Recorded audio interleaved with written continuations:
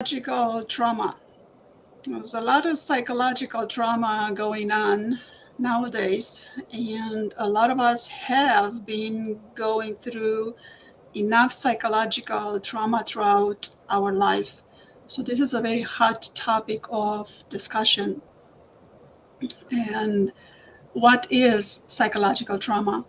Well, psychological trauma is a deeply distressing or disturbing experience that can have lasting negative effect on your mental and behavioral health. And psychological trauma can be caused by a variety of events, including natural disasters, accidents, violence, war, sexual assault, that, and so on. Some of the most common example of psychological trauma include child abuse, domestic violence, accidents and disasters, sudden death of a loved one, and combat and war. And we're going to have Randy go into more depth about it. Randy? Um, yeah, trauma is a very complex issue. It's very hot now in the therapy world. I'm not sure where it really began, but probably PTSD started that trend way back in the 70s. PTSD is a term that was developed. Actually, it ended up being a psychiatric diagnosis, post-traumatic stress disorder. It was originally developed as a result of the Vietnam War because some of the veterans from the war were experiencing symptoms that could be traced right back to the war.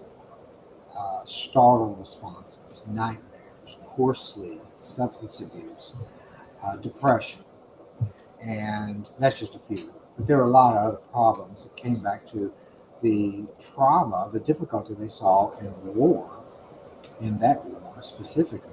In World War II, it used to be called battle fatigue. There was another term, I'm not remembering it, it'll come to me in a minute, that it was also, uh, that people also experienced with trauma, and actually it was treated back in World War II. It was frequently treated with hypnosis, war fatigue. There's a video, an old black and white video that was originally banned by the United States government.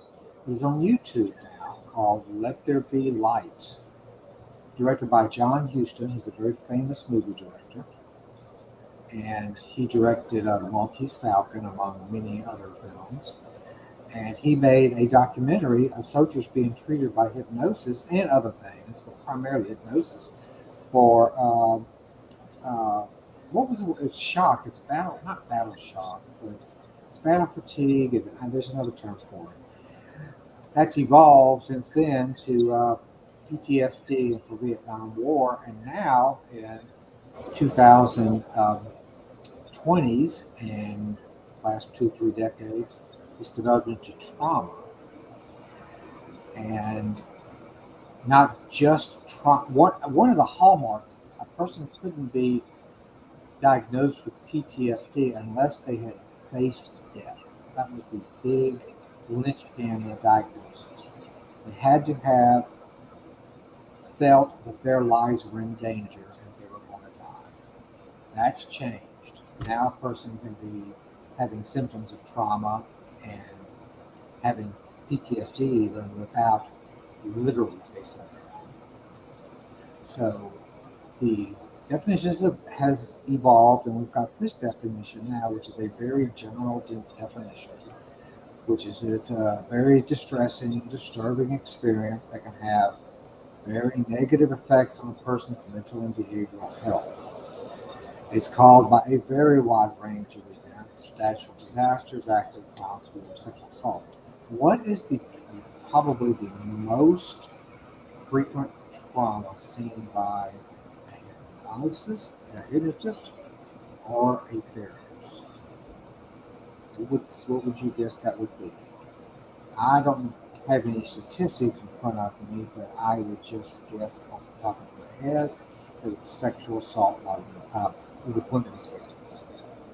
That is such a um, prevailing and pandemic level things going on in our society with women. It's so pervasive.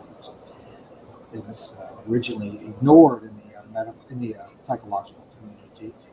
Sigmund Freud himself ignored it, and set a trend that women who believed that they were sexually or had dreams or ideas of being sexually abused by people in their family were hysterical. But anyway, that's a whole other webinar. But anyway, I think the one that most therapists see is sexual assault with women as victims. What are the symptoms? What happens if you have psychological trauma? Do you have to go to a doctor to have it diagnosed? Well, no, unless you want your insurance company to pay for therapy, you don't. You can have these symptoms. The most common are the ones listed here: reliving traumatic events, flashbacks, nightmares, um, avoidance of situations that will not remind the person of the event or locations, family gatherings, trying to be away from a perpetrator in the family, for instance, or avoiding a um,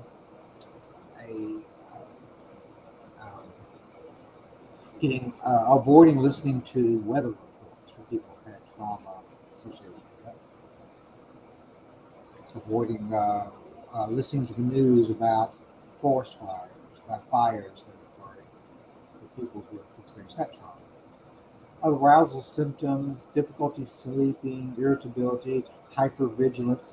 The key, and jump in, Carmen, anytime you want to, key to one of the keys with trauma symptoms is that the central nervous system of a person's body, the alarm system, the fire alarm that we all have in our body, goes off if there's a problem.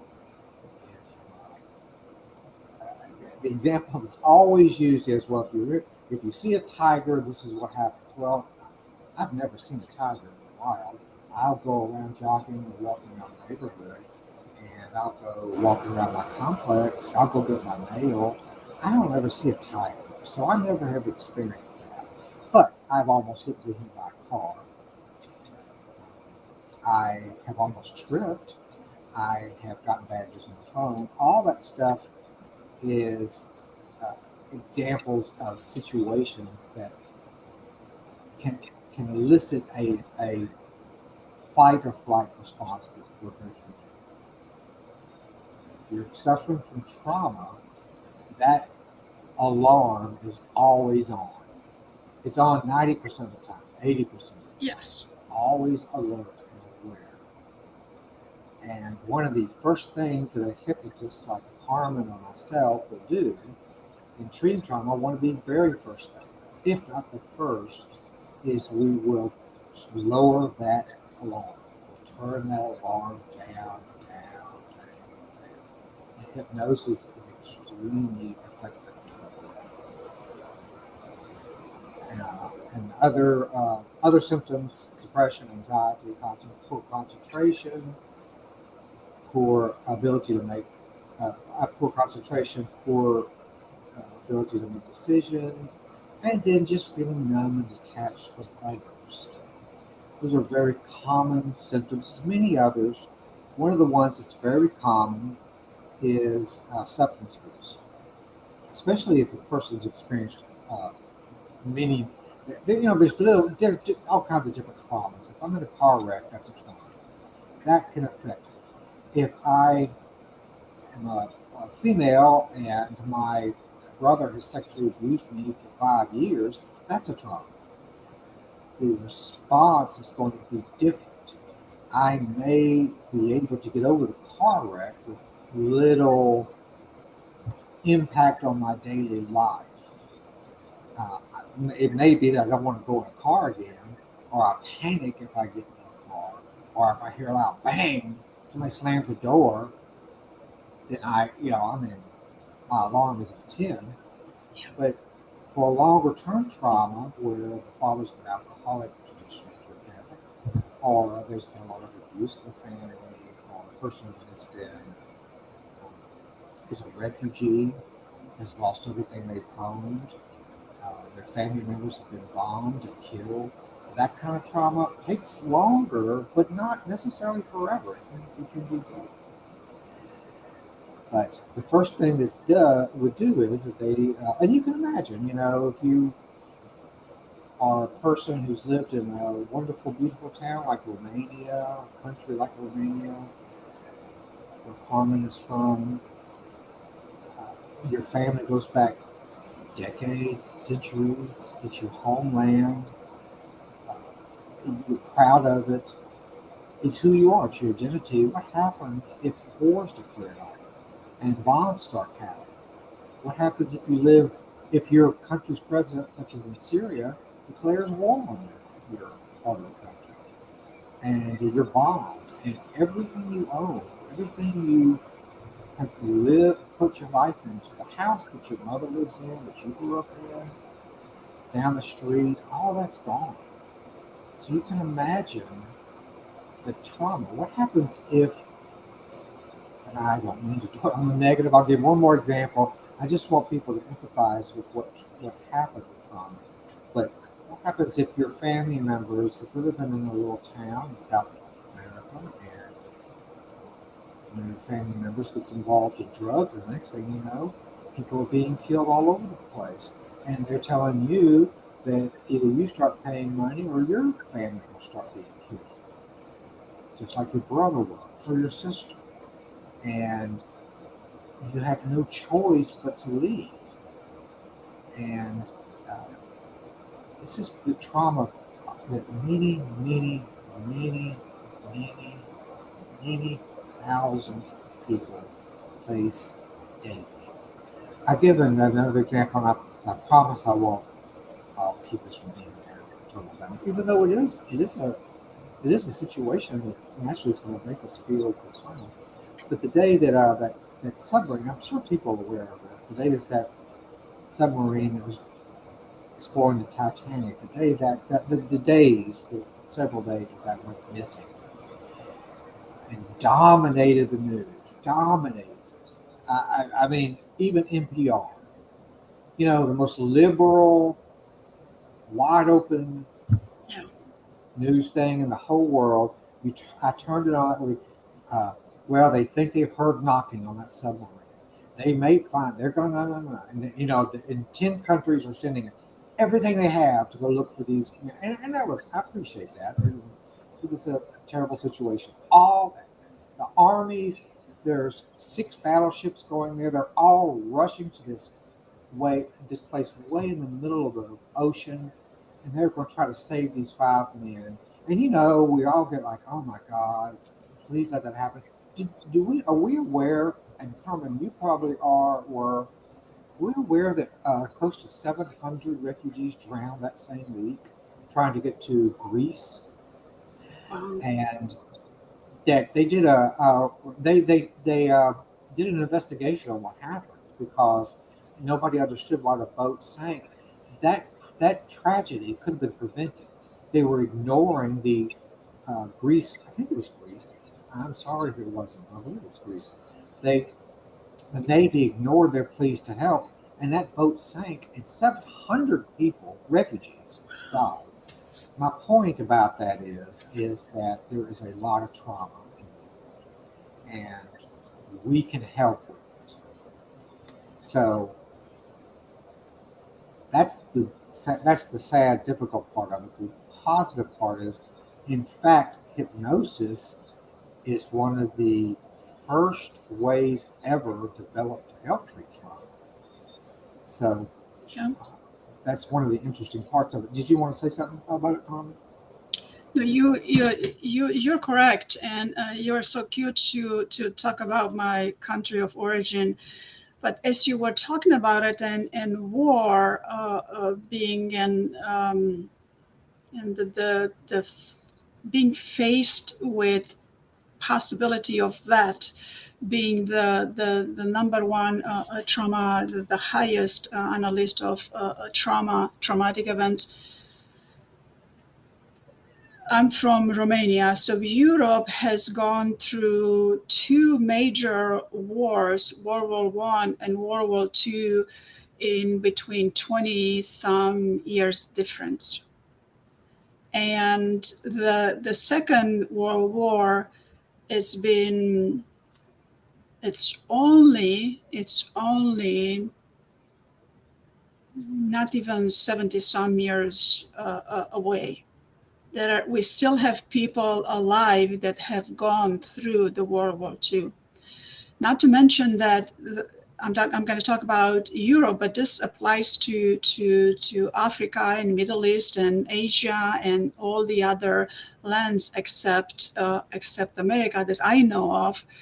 That at least in Europe there were so many wars and so much migration and so many empires taking over the other empire, that is a land imprinted with traumatic events. A lot of trauma has happened in that land that further gets assimilated in people's behavior, in their response. And then as with trauma, when we have where the fight and flight response is always turned on, you're going to find a lot of European people that have a shorter fuse as opposed to American people. And of course, they have a short fuse because it's such a transgenerational type of a trauma behavior type of a system that we're not even aware that we have a short fuse because of so much trauma that has happened and is being transmitted generationally, generation to generation to generation. But even the Second World War, it's not even that many generations ago. I mean, my parents were born in between the two world wars, so they both experienced the Second World War. You know, I experienced the revolution. It wasn't a real war, but it was still a revolution. So you're still faced with that, and it's a lot of it's a lot going on through that. And I am dealing with a lot of Romanians that have this psychological traumatic events imprinted in their subconscious, um, and some of them are not even aware of. And then when I bring this to their awareness, it makes a world of difference because we get to reframe all of that. We go into cognitive behavior, and it's a big piece of the puzzle, because and I have other clients from other old countries that present to me with some sort of psychological trauma. And sometimes psychological trauma, it may due to just poverty, and people left that land and moved to the U.S. of A., the land of opportunities. And USA, America, is such a new country. It's a baby compared to so many to the rest of the world. And most of the trauma uh, experience in this American land has more to do with the natives as opposed to all of the immigrants, because all Americans except for the natives, they immigrated somewhere from Europe, mostly from Europe, right? But not only Europe, just all of the rest of the world, right? Um, and then, of course, the 911 was such a big traumatic event in this the land of U.S. And then all of the natural disasters with tornadoes and tsunamis and all those. Um, But having this defense mechanism turn on, the fight or flight response, it wears people down. And why hypnosis is such a good well, this hypnosis is the way to overcome this, and it's a lot of spiritual healing too, because that it's some sort of hypnosis. But with hypnosis, we get to access these memories in a very safe place, in a way in which the client doesn't get to re-experience that trauma.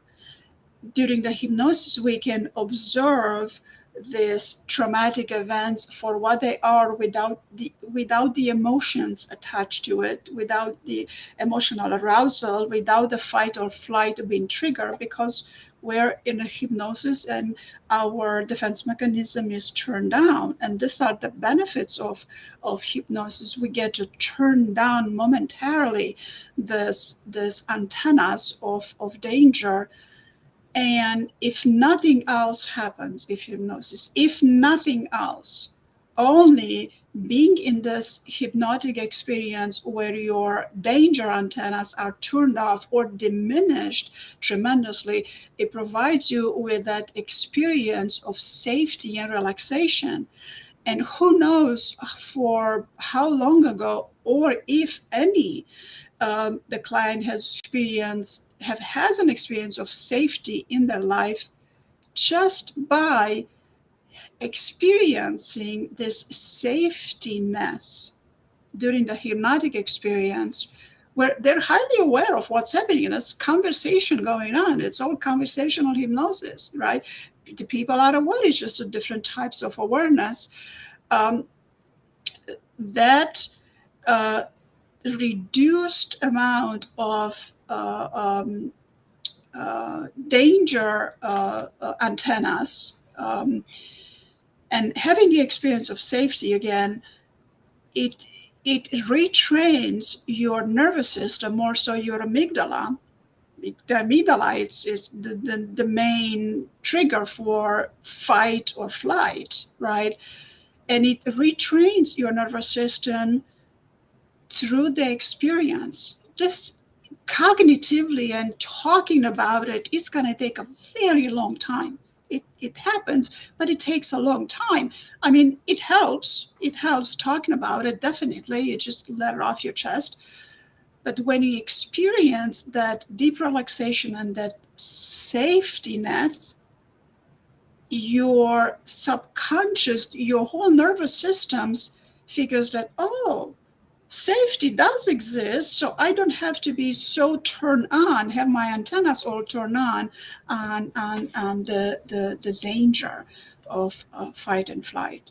So hypnosis is just such a valuable tool in resolving. I mean, we are reducing, we begin to reduce, but with several hypnosis sessions, we can even resolve a past trauma.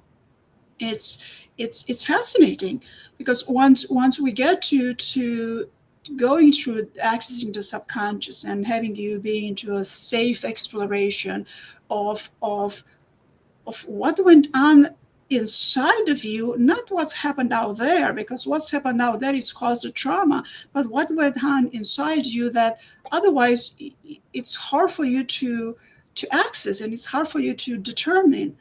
And in hypnosis, we get to explore this very safely and with very, very little emotional arousal. And we get to reframe this experience. We get to understand, and we get to understand that trauma, dealing with trauma, it's just a normal reaction to an abnormal event. So only once we understand that you have a normal reaction to an abnormal event, then you begin to go, oh. So then you have permission to feel how you feel, but also you get tools to how to deal with what you feel about how you feel about what you feel. And after a few hypnosis sessions, then we can go into the process of inner alchemy. And inner alchemy is just the most beautiful thing that you can ever do for yourself. And inner alchemy happens with hypnosis, without hypnosis. There are various ways to access inner alchemy. But to get to the place of awareness and acceptance of what's happened, and reducing all of the antenna of danger, um, can go very, very far in resolving the past trauma. And then also, inner alchemy helps us with purification. We get to purify and release the emotional and energetic imprint. Yeah. We can achieve a lot of that with hypnosis as well. But when you go into the inner alchemy, to be able to release the energetic imprint, the emotional and energetic imprint left by the past trauma, it's such, it's a wow. You just get into the wow factor, because when you begin to release this emotional energetic imprint, you also uh, you begin to become cognizant to some event of what these negative emotions and the fears and the pain, the psychological pain, and sometimes the physical pain associated to this trauma are doing to you. And we can provide, and we can transform, we can alchemize all of this emotion. The inner alchemy, just we turn the unconscious, the lead of the unconscious, into the gold of conscious awareness. And then we begin the inner healing, and then we fully embrace the forgiveness and the compassion, and then embrace the personal power. And once you reclaim and embrace your personal power, it's that's that's what we all want in life, don't we?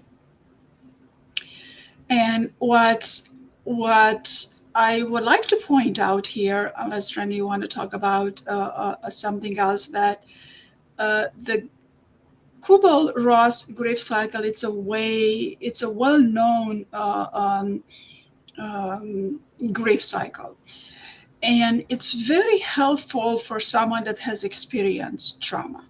It's very helpful to be aware that grieving any type of trauma, when you experience any type of trauma, you're going to grieve something. And we can grieve something, uh, whether it's a big traumatic event or whether it's a small traumatic event, but anytime you lose something, you're going to grieve it, right? And the process of grieving, you're going to go through denial, through anger, to being slightly depressive states. Hopefully you're not going to stay in depression, but feeling overwhelmed and helpless, and uh, having the hostility and the flight type of responses. Then you're gonna go into the bargaining state, and then you're gonna go into the acceptance, and then once you're in an acceptance state, then you can begin the process of healing, move on, and do all of the healing. And grieving is very important. To grieve, acknowledge that you grieve, and go through the process of grieving. Don't just stay in denial, because denial and anger, a lot of people just go through denial and anger, and they never go, they never allow themselves to experience to being overwhelmed or to being hostile and have the flight response over the loss, or trying to bargain with the meaning of the loss, or uh, reaching out to others, or even talking about their loss. It's important. So it's important to grieve. So grieve, but do it in a healthy way. I'm having clients that I'm helping them grieve. I mean, even going through divorce, there's going to be a lot of grieving before and during and after. right? Going through divorce, it's not, you're not faced with a death situation. It's not a post-traumatic stress disorder, but it is something that you're going to grieve. But when you've experienced trauma, you definitely going to go to grieving. So, and Randy, do you want to add something to it? Uh, yeah, um,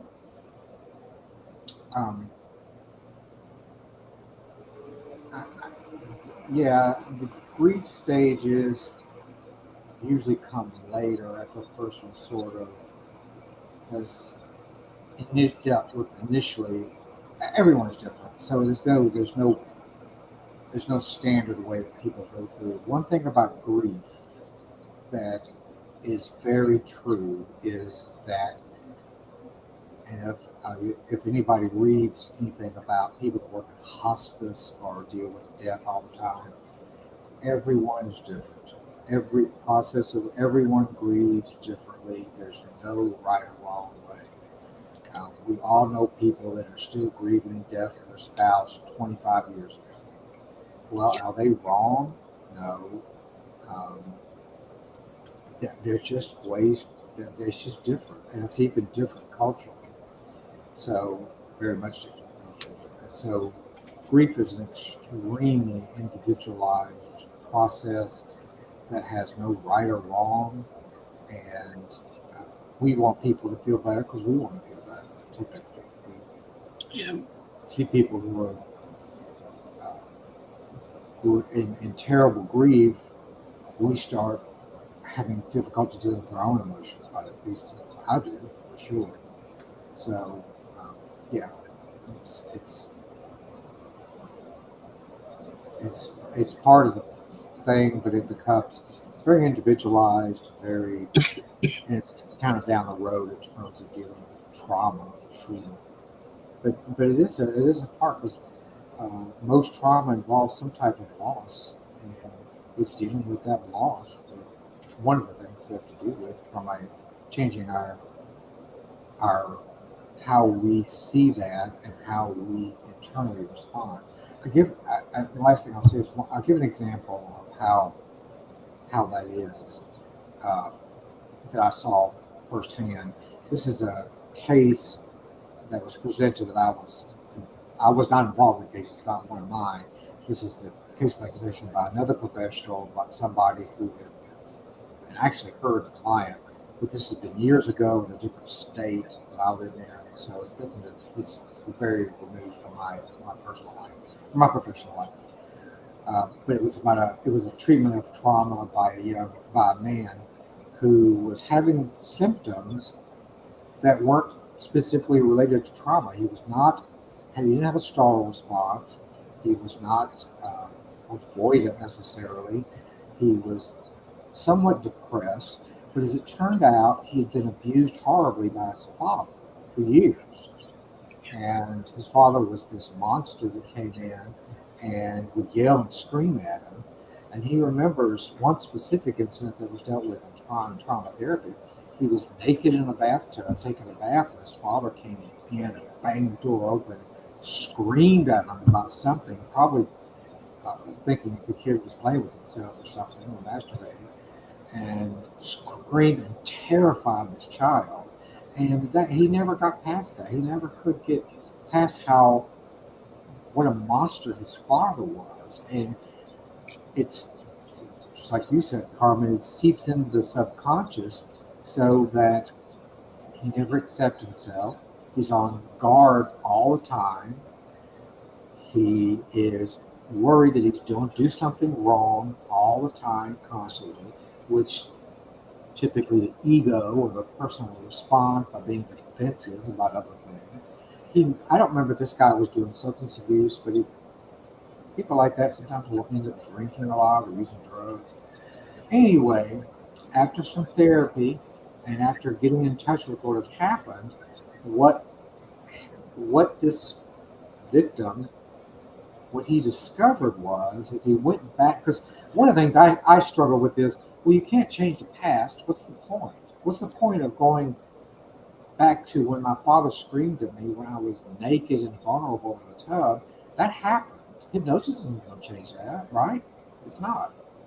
Well, what I learned in being trained was that hypnosis changes how we remember it, and it changes how we feel about it and how we see it, Yes. especially how we feel about it. And it turns out this guy went back and he revisited that memory, and it was a difficult memory. He didn't fall apart, and it was not painful, but he did go back and what hypnosis call reprocessing it. He revisited it. He looked at it from a different perspective. With a long story short, he within a few sessions, he was able to see it this way. He recalled that his father, when that happened, he started putting one and one together, and his father was like 24 years old. And at this point, this man had a son that was like close to 22, and he was realizing his father was not that much older than his own son, and his father didn't know what he was doing and was basically a very blundering, foolish, making poor decisions because he was still a kid, basically. He was not this towering monster that he recalled. He was this lost, difficult, troubled, abusive kid that didn't know what he was doing and came in and said the wrong things at the wrong time. And it put a whole different feel to it on him. It made it just feel a lot different. He was no longer this little child looking up at this monstrous figure hovering over him. He was looking at it from the sense that this is this guy. This was a very troubled man who didn't know what he was doing, and I was the victim of it. And that changed his life. And hypnosis got him to that point. So that's and did he go through grief? I don't know. I don't know if he grieved that. He probably grieved the loss of his childhood, some of his childhood. Um, so that might have been some of it.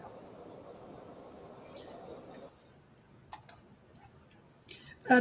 That's a good point, Randy, because sometimes we grieve and we are not aware of the fact that we are grieving, and um, it's not a pleasant experience to be grieving, and but it helps to bring to the attention to someone who's experiencing loss that grieving is natural, and because grieving can take so many different forms.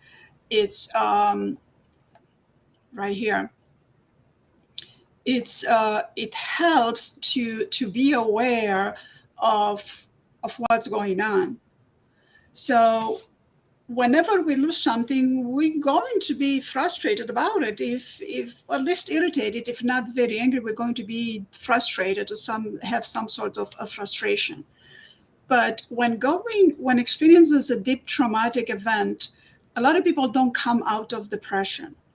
They stay in that depression state, and you see the depression is at the lowest of the core. We have denial, anger, depression, bargaining, and then acceptance. And um, staying there as helpless and hostile and being there into the flight mode, which is the danger. There's danger out there, and I'm just going to close in and stay in the darkness, because in the darkness nobody knows where I'm at and nobody yells at me, and no war can happen or whatever other big trauma and loss will happen. So it's it's it helps to go through grief properly. Acknowledge that you grieve, acknowledge that you're going to have these emotions, and these are emotions of normal people. And if you lose something and you feel nothing, well, you go into the numb state. You're somewhat into the numb state. And then at some point of time, that numbness is like, it's like, imagine a ice cube that is frozen, and then all of a sudden in your life you're going to have some sort of a warmed experience. Imagine the trauma is something that's very cold and it gets you all frozen in ice, and then if you just stay into that phase, eventually then the ice is going to melt, and then you're going to re-experience all of these emotions of that traumatic event. And do you want to have that experience? Well, of course not. Well, of course not, because that's why you hide from, and you go and stay into this numb state. And sometimes this numb state might just be depression. Sometimes it's just denial. Sometimes it's just depression. Sometimes it's just um, anger, frustration, irritation, and anxiety. I wouldn't say there is a numbness in there, because at least the anger, frustration, and irritation, they have an expression. They are being expressed. But in depression, not a whole lot of things get expressed. So grieving the loss, or this your trauma, your experience, and the loss of something, because in the trauma you're losing something. You lost the sense of safety. You're in a car accident, pow, then you jump at any pow you hear in your life, right? I've been hit by a few cars, and something fall off the shelves because kitty cat knocked her over. I jump, and then I said, oh, that was kitty cat, that was so cute. Right? But it's normal to humans have normal human emotions, and understanding and going through them in a healthy, constructive way, it's healthy. But staying in denial, or blaming the situation or events or other people for your misfortune, that is not healthy. That is not healthy. At some point, of course, you're going to blame someone or something for what happens, for the traumatic event. But then you have to arrive to forgiveness and compassion and reclaiming your power to heal yourself. You have to heal. Why? Because if you not heal, and then this is how other people are going to experience you, and they're going to experience the energetic imprint of that trauma, consciously or subconsciously. So you if you don't want to heal it for yourself, well, you're going to have to heal it for others, because they're going to, this traumatic energetic imprint is going to be there in your behavior, in your words, in your demeanor, in the clothes you wear, in the words you use, in things you do and don't do. It's just going to be there. Randy, you want to add something? Um, the only thing I'd add is that people, at some point, I think this is what you're saying too, Palmer. I'm just reinterpreting it. Is that at some point there's a conscious choice made. If somebody wants to be in grief or wants to be in that level, there's not much anybody can do about it, including a therapist. I guess they can get medicine to help with it, but I'm not a big believer that medicine fixes that kind of stuff. So it helps the symptoms, but it, it it's not a something's not it's not going to process an experience in a better way. But yeah, if somebody, the choice is, do they want to live that way or not? And you're right. I mean, it has to be. I mean, yes, you're right. I mean, my experience, it's when a person's able to move past the blaming stage, that they can experience growth. That sometimes takes forever, and sometimes it never happens. There's a lot of money to be made in grief, and there are a lot of lawyers and other people that can help somebody a lot of money by blaming others, and maybe legitimately so. There are certain things that should be blamed to other people. But anyway, I'm just kind of Yeah. Yeah. random. But yeah, I agree with what you're saying. That's interesting, Randy, that you bring out the money aspect of making money off someone's grief. Then that's true. So if nothing else motivates you to overcome your trauma and to grieve properly and eventually end your grief, it would be a monetary reason, because there are plenty of people that are going to take advantage of you grieving. So um, there's ways to resolve your trauma. And no, I wasn't going to say that. Um, oh, okay, I'm not going to go to the route of people taking advantage, but there's so many different. They do exist many different forms of being taken. I have a stampede of sentences now, and maybe we'll make this a different topic of discussion, because this can go very, very interesting of how someone that has PTSD or experienced trauma or going through grief um, can be taken advantage of. Um, and I personally hate to see that often, and I hate to see that happen. And I have enough clients that I see enough clients that have tried to resolve their issues in a manner that took a lot of time and a lot of money, and I try to bring them back to an avenue where they can resolve their issue. And resolving the issue can take many different forms. Um, Sometimes you arrive to emotional release, reframing the experience, or to inner healing or complete healing. And sometimes you just process the emotional release, and for some people that is a big step, and that will take them um, a good amount of time to go through life without these antennas being turned on of fight and flight. And sometimes after a good amount of time has gone over this emotional release, reframing the experience, it may happen by yourself once you're emotionally released it. But um, then you begin the process of inner healing, and inner healing is just it's very, very, very important. And I want you to go through the forgiveness and compassion. It's easy to everybody talks about, well, you have to forgive and you have to have compassion. Yeah, maybe so, but it's easy said than done, right? Because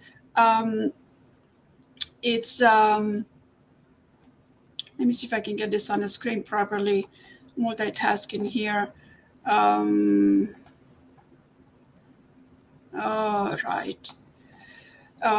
Anyway, but when you go into the process of inner healing, and you enter the stage of purification, because this is what inner alchemy it's the goal of inner alchemy is purification. And and as you said, Randy, earlier, that traumatic event has happened how many years ago, and that hasn't happened since. But it is our thoughts that keep on accessing the memories of that event. So through this process of inner alchemy, the healing, you can purify that habit of constantly going back to that memory and processing and reprocessing those ugly memories, right? And it doesn't help that the entertainment and everything we see on TV is so trauma oriented. Everything just high anxiety and trauma oriented to increase, to get you into that emotional arousal. And it doesn't help, because subconsciously, when you're emotionally aroused by seeing a trauma on TV, it may be entertaining, but it triggers your own trauma to some extent, right? And you don't need to have that. Do you need to have that? No, I don't think you need to have that. You might be used to it, but you don't need to have that. And to go into purification, to purify and release the energetic imprint left by this past trauma. That has a lot to do with your thought feeling patterns, because you have certain thoughts that trigger a certain feeling that creates a pattern, and it begins to replicate and replicate and replicate. And then there can be a little bit of cognitive behavior into it, get into a different frame of thought. But then how are you going to get into a different thought feeling? How are you going to feel differently about it? So talk therapy, cognitive behavior is mostly talk therapy. It will bring to your awareness, that to your cognition, that these are the thoughts that are triggering this type of a feeling, the experience within you. But then how are you going to feel differently about it? And this is the secret to overcoming traumatic events, to going to grieving and ending the grieving. But resolving trauma comes down to feeling differently about it. And there are so many methods um, that you need to be provided experiences so you can retrain that fight and flight response. Because the flight and fight response doesn't retrain, doesn't resolve by talk, by cognition only. It doesn't. You need to have experiences, and they have to be a significant amount of time for you to be in that experience, for your subconscious to register that, oh wow, there is safety. Oh wow, I can see differently. I can have a different perspective. I can experience it differently. And sometimes these experiences, you're going to have these experiences without words, with no need to put words in it. But significant shifts can happen and will happen through hypnotic, through hypnosis, through inner alchemy, through this kind of techniques that are going to take you through an experience, not just talk. It has to be an experience. Randy? One of the also interesting parts of trauma that has become hot is because the in the psychological psychotherapy world, um, it, uh, the medical world got involved, and the medical world gets involved, and becomes medical. And one of the and that medical means body, but it is interesting, and it's very true that one of the aspects of trauma that shows up are for a lot of people, if not everyone, are body symptoms. The mind can have memory, but the body also has symptoms too. Lots of people who have, especially chronic illnesses, difficult illnesses, autoimmune illnesses, those kind of problems that are very difficult to diagnose, like lupus or uh, what's that one? It's the fatigue, chronic fatigue syndrome. Those kind of things, not for everyone, because everyone's different. A lot of people in the world, but for frequently, I know when if I was a therapist, I'm not a nurse or a doctor, but as a therapist, as a hypnotherapist, especially if somebody is having a amount of symptoms that are either a lot of symptoms or are hard ones to diagnose that show up, very often there's a history of trauma. And it's serious trauma. It's not being in a car wreck, even though that could be it. It's long-term trauma. And they have repressed it, but their body has remembered it. And their body shows symptoms that they their body is keeping them from moving on to live a fulfilled, happy, and content life because they're struggling with all these body issues. And it's not for everyone. It's not everyone. Yeah, but it's one of the things that has become very, very hot. I'm trying to think of another word. Very, very much a part of the trauma treatment, even for hypnotherapists. I've been to a lot of training on it lately, and one of the first things, and if somebody goes to a hypnotist who's trained, they're going to say, "Where do you feel it in the body? Where is it feeling in the body?" Because the idea is that the body is showing symptoms, and even if a person can't feel it, it could be high blood pressure, it could be high cholesterol, it could be headaches. It could be heart palpitations, of course, but it could also be um, feeling clammy. It's just a very interesting aspect of it. It's was new to me and is very interesting in terms of dealing with it. So if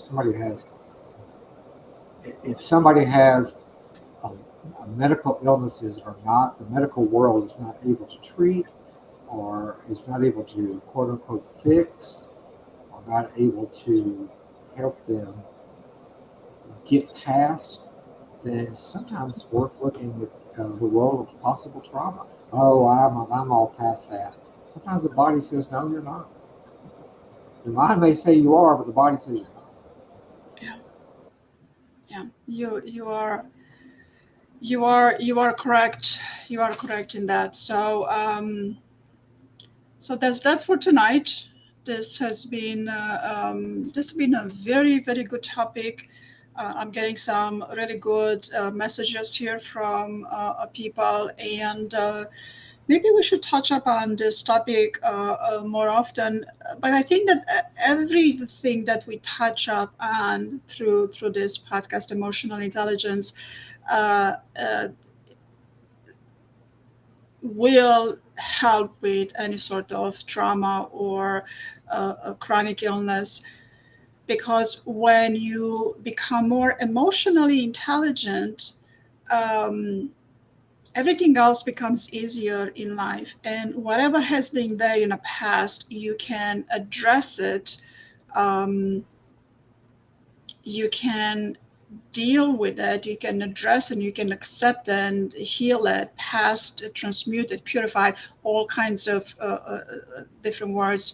Um, but if the only thing you do in life is increase your emotional intelligence, nothing else, that will help tremendously. It will help tremendously with resolving trauma, with anything, because emotions are, we make decision based on how we feel, based on how the emotions we have, and we make subconscious choices, subconscious decisions, and we're not aware.